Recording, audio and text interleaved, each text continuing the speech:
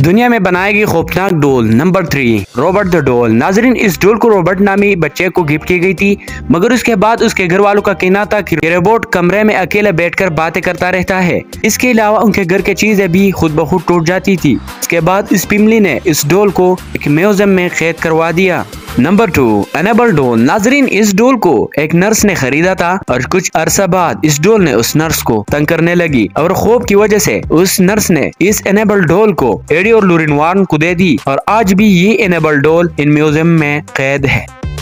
नाजरीन, बहुत साल पहले इस आइलैंड पर एक बच्ची की जान चली गई और वह एक आदमी ने बच्ची की डोल को उसकी याद में वहाँ मौजूद एक दरख्त पर लटका दिया। लेकिन उसके बाद इस आइलैंड को काफी लोगों ने इस डोल को वहाँ हंसते और चलते फिरते हुए देखा। अब हर कोई वहाँ पर जाने से बहुत ज्यादा खूबसूरत होता है। तो नाजरीन, ये थी आज की वीडियो। इस तरह मजीद वीडियो के लिए हमारे चैनल को जरूर सब्सक्राइब कीजिए। बहुत बहुत शुक्रिया।